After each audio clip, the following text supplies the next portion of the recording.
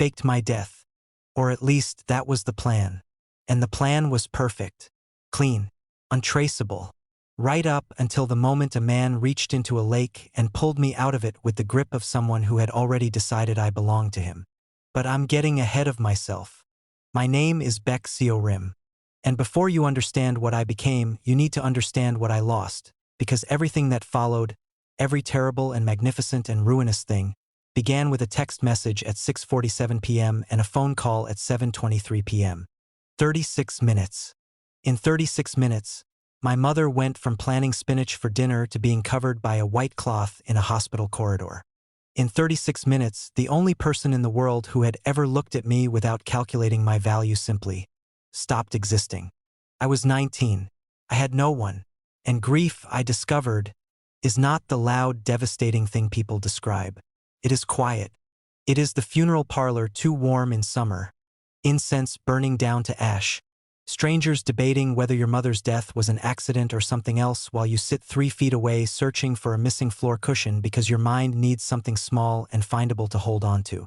It is a portrait of a woman in a yellow cardigan smiling with her eyes curved like crescent moons, and knowing with complete certainty that she was planning spinach, and not being able to make those two facts exist in the same world. Then the man with the gold tooth arrived. He came to the funeral on the 3rd day, moving through the incense smoke with 3 other suits behind him, and he bowed at the portrait with practiced ease, and then he turned and found me immediately the way eyes always found me in a room, for reasons I had learned too young and too late to change. He held out his hand. "You're Baek Hong-sik's son, right?" My father's name. The name that had been an unspoken taboo in our house since I was small. The name that made my mother's face shudder closed like a window against winter. I stared at the hand. It was a wide hand, thick-fingered, heavy in a way that had nothing to do with size. I should have pulled away. I was 19 and my mother was 3 days dead and I had no one else in the world. I took the hand. 3 months later, in an apartment those men had been paying for, which should have been the first sign. I sat at a kitchen table that wasn't my table and read a number on a page that ended my life as I understood it. My father, Baek Hong-sik, had borrowed money. A great deal of money. From men with gold teeth and heavy hands. And then, with the skill he had apparently been practicing since before I was born, he had vanished completely, leaving behind a son and a debt in that order. "Family obligation," the gold-toothed man said, sitting across from me with his hands open on the table like a book already turned to the relevant page. "That's just how it works." I looked at the wall behind his head. Neutral beige. I had always hated neutral beige. "I don't have money," I said. "We know," he said, not unkindly. That was almost worse. "But you have other things." That was how Madame Zhang entered my life.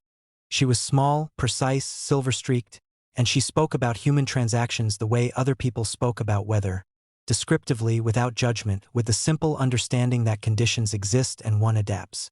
She told me about a wealthy man outside Seoul. Old money, large property. She said I would be comfortable. "And the debt?" I asked. "Settled. Fully." When I asked what the alternative was, she looked at me for a long moment across pale curtains and delicate teacups and said absolutely nothing. So I made my decision. I would go. I would perform. I would become whatever the white dress shirt and lowered eyes and soft voice needed me to be. And then, when the time was right, when the schedules aligned and the lake was unobserved and the trail was clean, I would disappear. Completely. Permanently. No body required. Just clothes on a pier, dark water, and a story that wrote itself. I had researched it in the quiet hours before dawn. I had a plan, and the plan made the unbearable feel temporary. I was wrong about so many things. The mansion appeared at the end of a long drive the way old things appear. Gradually, insistently, as though it had always been there and the road had grown toward it. Enormous. Western style. Preserved past its natural lifespan with moss on the pond walls and ivy trained deliberately up the stone. The whole property embalmed rather than maintained, radiating the particular heaviness of something kept alive by stubbornness alone. I stepped out of the black car with my single bag and looked at the stone facade and thought, this is a very good place to disappear from. The chairman looked at me across the dinner table that first evening the way he looked at everything he owned, with the flat assessment of inventory. I sat straight. I smiled with only my mouth. I answered questions correctly and briefly and said nothing that wasn't required. Inside, I was counting days. I found the backyard on my third morning, the unglamorous side, the part the architects hadn't bothered with. Weeds between pebbles, gray stone, the smell of old cigarette smoke and engine oil. Nobody went there. I went every day. It was the only place in that entire suffocating house where I could exist as myself, or whatever was left of myself after months of becoming someone else's. Where I could crouch in the dirt and look at weeds and let my pheromone shimmer drift without suppressing it, and feel, for a few minutes, like a person rather than a possession. I was there on a Thursday in late July when I heard footsteps. I kept my gaze down. The world often moves on if you give it nothing to catch on. The world did not move on. You should manage your pheromones, a voice said, low, unhurried, threaded with the specific amusement of someone who has decided to find you interesting. Unless you plan on spreading your legs for just anyone. I looked up. He was tall, lean, dark eyes under heavier brows with a cigarette between long veined fingers and one corner of his mouth doing something that lived near a smile without committing to it. He looked at me the way predators look at things that have gone still, not with suspicion, with interest, the kind that doesn't ask permission.